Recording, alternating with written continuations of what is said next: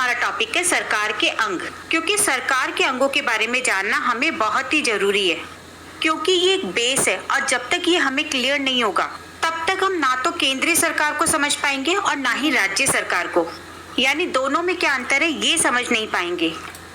तो आइए सबसे पहले ये समझते हैं कि सरकार के अंग में कार्यपालिका क्या है, विधायिका क्या है और न्यायपालिका क्या है। तो सरकार के अंग तो होते ही हैं, लेकिन सबसे पहले हम ये समझते हैं कि सरकार क्या होती है। सरकार वो है जो राज्य की इच्छाओं की पूर्ति करती है और राज्य की इच्छाओं की पूर्ति करने वाले संगठन को सरकार कहते हैं। तो हमारे राज्य में जितने भी काम होते हैं उसके सारे काम सरकार ही करती है। तो हमारे भारत ने सबसे पहले संसदीय व्यवस्था अपनाई और जो संविधान बनाया गया उसमें 3 तरह से काम करने वाले सदन यानी कि 3 अंग बनाए गए और वो 3 अंग है सरकार के, कार्यपालिका, विधायिका और न्यायपालिका। तो एक बार सबसे पहले हम इन तीनों अंगों को बेसिकली समझ लेते हैं कि इनका क्या काम होता है। तो सबसे पहले बात करते हैं विधायिका की। तो हमारे भारत में किसी भी प्रकार का कोई भी कानून बनाने का जो काम होता है वो होता है विधायिका का। विधायिका का मतलब होता है विधेयक बनाना और विधेयक का मतलब होता है बिल, यानी कि विधेयक बनाने की जो शक्ति है वो विधायिका के पास है।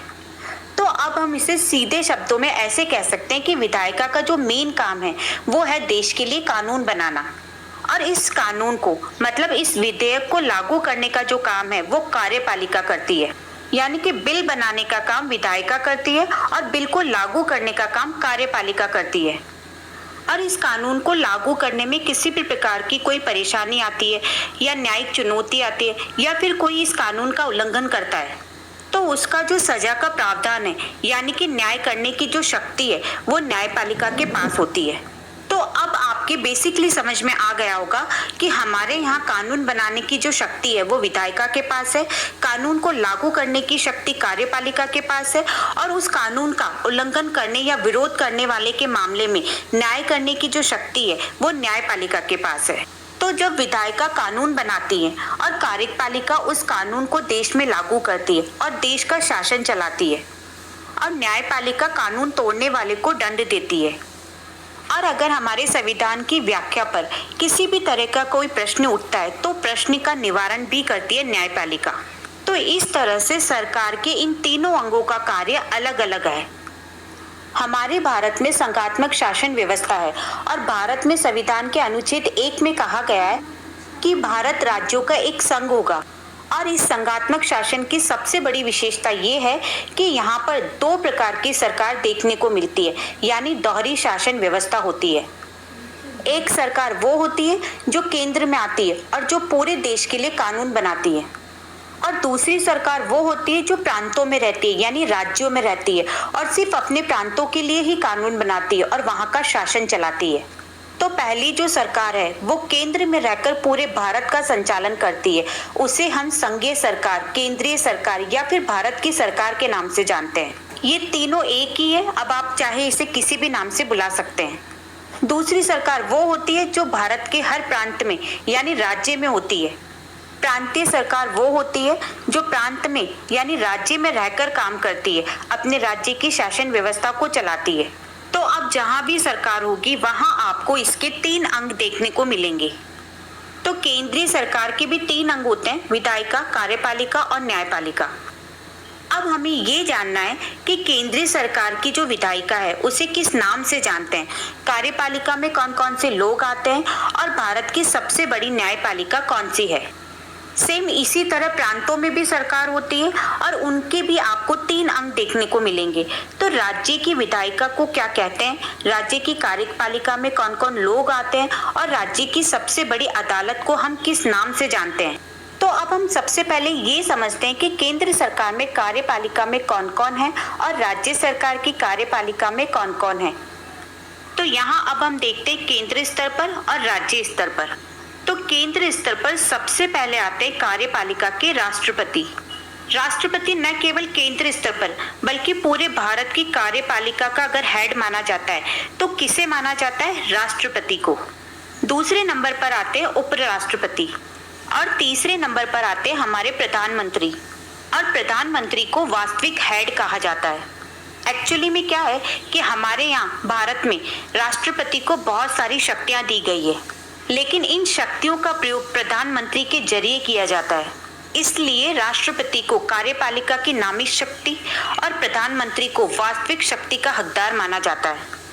और इन्हीं प्रधानमंत्री के नियंत्रण में काम करता है मंत्री परिषद।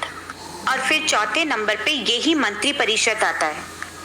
तो अब आपके समझ में आ गया होगा कि केंद्रीय स्तर पर काम करने वाले लोगों में सबसे पहले आते हैं राष्ट्रपति, फिर उपराष्ट्रपति, फिर प्रधानमंत्री और फिर उसके बाद में मंत्री परिषद।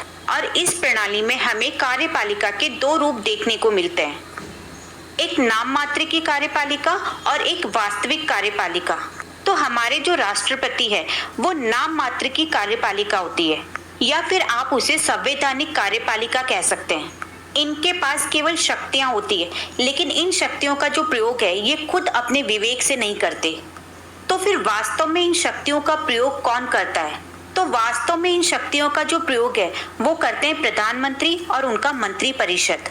प्रधानमंत्री इनकी शक्तियों का प्रयोग करते हैं, इसलिए ये वास्तविक कार्यपालिका होती है और राष्ट्रपति नाममात्र कार्यपालिका होती है। अब मंत्री परिषद क्या होता है? तो मंत्री परिषद मंत्रियों का समूह होता है। जैसे एक विभाग होता है शिक्षा, तो उस शिक्षा विभाग का जो मंत्री होता है वो होता है शिक्षा मंत्री। तो जितने भी विभाग होते हैं और उनके जो मंत्री होते हैं और उनका जो समूह या ग्रुप होता है उसे हम मंत्री परिषद कहते हैं। तो मंत्री परिषद में 3 तरह के मंत्री होते हैं, कैबिनेट मंत्री, राज्य मंत्री और उप मंत्री। कैबिनेट मंत्री वो होते हैं जो अपने विभाग के मुख्य होते हैं। अब एक बात और जो हमें कई बार देखने को मिलती है, कई जगह हमें मंत्रिमंडल तो कई जगह हमें मंत्री परिषद देखने को मिलता है। तो क्या मंत्री परिषद और मंत्रिमंडल एक ही है या फिर इन दोनों में अंतर है? तो इन दोनों में बहुत अंतर है। और वो क्या अंतर है, पहले हम इसे समझ लेते हैं। अब चाहे मंत्री परिषद हो या फिर मंत्रिमंडल, इन दोनों के अध्यक्ष प्रधानमंत्री होते हैं। मंत्री परिषद में प्रधानमंत्री के साथ साथ कैबिनेट मंत्री, राज्य मंत्री और उप मंत्री आते हैं, यानी कि इनको मिलाकर ही मंत्री परिषद का निर्माण होता है। जबकि मंत्रिमंडल में केवल कैबिनेट मंत्री और प्रधानमंत्री ही आते हैं, यानी कैबिनेट मंत्री और प्रधानमंत्री को मिलाकर मंत्रिमंडल का निर्माण होता है। तो अब आपके समझ में आ गया होगा कि मंत्रिमंडल जो है वो बहुत छोटा होता है और मंत्री परिषद मंत्रिमंडल से बड़ा होता है। जाहिर सी बात है, जब मंत्री परिषद में इतने सारे मंत्री आएंगे तो वो बड़ा ही होगा ना। मंत्री परिषद की जो बैठक है वो महीने में एक बार होती है, या फिर कभी कभी तो वो भी नहीं होती। जबकि मंत्रिमंडल की बैठक सप्ताह में एक बार जरूर होती है। और देश के जितने भी इम्पोर्टेंट फैसले होते हैं वो मंत्रिमंडल के द्वारा ही लिए जाते हैं। अब बात करते हैं केंद्र सरकार की विधायिका यानी कि व्यवस्थापिका के बारे में। इसे हम सांसद भी कहते हैं, यानी भारत सरकार के जो कानून बनाने वाली संस्था है उसे हम सांसद कहते हैं। संसद के 2 सदन होते हैं, लोकसभा और राज्यसभा। लोकसभा को प्रथम और निम्न सदन भी कहते हैं और राज्यसभा को द्वितीय और उच्च सदन भी कहते हैं। यहाँ मैं आपको एक चीज क्लियर कर देती हूँ कि संसद के 2 सदन होते हैं, लोकसभा और राज्यसभा। यानी अगर आपको कोई पूछता है या एग्जाम में किसी तरह का कोई क्वेश्चन आता है कि संसद के कितने सदन होते हैं, तो आपको बताना है कि 2 सदन होते हैं। लेकिन अगर क्वेश्चन में ये आता है कि संसद के कितने अंग होते हैं, तो आपको बताना है कि संसद के 3 अंग होते हैं। अब जो ये विधायिका है, इसमें जो विधेयक बनाने का जो काम होता है वो भी 2 स्तर पर बनाए जाते हैं, एक केंद्र स्तर पर और एक राज्य स्तर पर। इसमें 3 प्रकार की सूची होती है, केंद्र सूची, राज्य सूची और समवर्ती सूची। तो ये जो केंद्र सूची है उन पर जब विधेयक बनाने की बात आती है तो वो केंद्र द्वारा बनाया जाता है, और जो राज्य सूची है उस पर जब कानून बनाने की बात आती है तो वो राज्य द्वारा बनाया जाता है। और जब समवर्ती सूची पर कानून बनाने की बात होती है तब दोनों बना सकते हैं, केंद्र सरकार और राज्य सरकार। तो ये जो केंद्रीय स्तर पर या राज्य स्तर पर जो विधायिका का काम करता है, उनका मेन काम होता है विधेयक बनाना। अब ये विधि बनाने के लिए या कानून बनाने के लिए केंद्र स्तर पर जो व्यवस्था की गई है उसका नाम है संसद, और राज्य स्तर पर जो व्यवस्था की गई है उसका नाम है विधानमंडल। यानी केंद्र स्तर पर जो कानून बनाने का काम करता है वो है संसद, और इस संसद के 2 अंग होते हैं, लोकसभा और राज्यसभा। और ये दोनों सदन मिलकर ही विधेयक तैयार करते हैं, और इन्हीं सदन के मेंबर्स को हम लोग बोलते हैं विधायिका। अब जो केंद्रीय स्तर पर लोकसभा और राज्यसभा के जो मेंबर्स होते हैं उन्हें सांसद कहा जाता है, MP यानी मेंबर्स ऑफ पार्लियामेंट। अब जब राज्य स्तर पर विधानमंडल आती है तो इसमें भी आप दो सदन देख सकते हैं, एक है विधानसभा और दूसरी है विधान परिषद। विधानसभा सभी राज्यों में जरूरी होती है, हमारे जितने भी राज्य हैं उन सभी में विधानसभा मौजूद, लेकिन विधान परिषद जो होती है वो सभी राज्यों में जरूरी नहीं होती। ये डिपेंड करता है उस राज्य पर कि क्या वो विधान परिषद रखना चाहता है या नहीं। अभी वर्तमान समय में 7 राज्यों में विधान परिषद है और ये राज्य चाहें तो विधान परिषद रख सकते हैं और हटा भी सकते हैं। तो इस तरह से राज्य स्तर पर विधानमंडल विधायिका का काम करते हैं और इसके मेंबर्स विधायक कहलाते हैं। अब सवाल ये उठता है कि प्रधानमंत्री लोकसभा के मेंबर भी है और कार्यपालिका के मेंबर भी है, तो एक ही मंत्री 2 स्तर पर कैसे हो सकते हैं? तो प्रधानमंत्री लोकसभा के सदस्य होने के नाते विधायिका के भी अंग होते हैं और जब यहाँ कार्यपालिका के रूप में कार्य करने लगते हैं तो कार्यपालिका के भी अंग होते हैं। दोस्तों, हमारे जितने भी मंत्री होते हैं जो मंत्री पद पे होते हैं, जैसे कैबिनेट मंत्री, राज्य मंत्री या मंत्री परिषद, तो ये जितने भी मंत्री है ये मंत्री बनने के बाद कार्यपालिका के अंग बन जाते हैं और जब तक मंत्री नहीं होते तब तक विधायिका के अंग बने रहते हैं। तो एक ही व्यक्ति कार्यपालिका भी हो सकता है और उसी समय विधायिका भी हो सकता है। जब वो संसद में बिल पास कराने जाता है तब वो विधायिका के रूप में काम करता है और जब वही मंत्री अपने मंत्रालय में रहकर काम करता है तो उस समय वो कार्यपालिका में रहकर काम करता है। जैसे सरकार पक्ष के कई सदस्य कार्यपालिका के साथ काम करते रहते हैं और जो विपक्ष में बैठे लोग होते हैं वो केवल विधायिका के रूप में काम करते हैं। तो इस तरह से विधायिका के सदस्य कार्यपालिका के भी मेंबर्स हो सकते हैं। तो दोस्तों, ये ध्यान रखने वाली बात है कि विधायिका के सदस्य कार्यपालिका के मेंबर्स भी हो सकते हैं और कार्यपालिका के सदस्य विधायिका के मेंबर्स भी हो सकते हैं। इसीलिए कार्यपालिका और विधायिका के मेंबर्स में एक आपसी समझ और बॉन्डिंग होती है। अब हम बात करेंगे सरकार के तीसरे अंग न्यायपालिका की। तो दोस्तों, हमारे भारत में जो न्यायपालिका का स्वरूप है वो एकीकृत न्यायपालिका है। इसका जो रूप होता है वो एक पिरामिड के आकार का होता है और इस पिरामिड के आकार में सबसे ऊपर आता है सर्वोच्च न्यायालय और सबसे नीचे तहसील स्तर की न्यायालय। तो अगर किसी भी प्रकार का कोई भी तहसील स्तर पर विवाद होता है तो वो सबसे पहले तहसील स्तर पर आएगा, वहां से हारने पर फिर जिला स्तर पर जाएगा। जिला स्तर पर यानी जिला न्यायालय में हारने पर उच्च न्यायालय पर और उच्च न्यायालय पर हारने पर सर्वोच्च न्यायालय में जाएगा। मतलब ये कि न्यायालयों का एक स्तर बनाया हुआ है, जैसे district court, high court, supreme court. तो ये जो कोर्ट्स का लेवल है वो एक सीढ़ी की तरह नीचे से ऊपर जाता है जो स्वतंत्र है और निष्पक्ष रूप से काम करती है।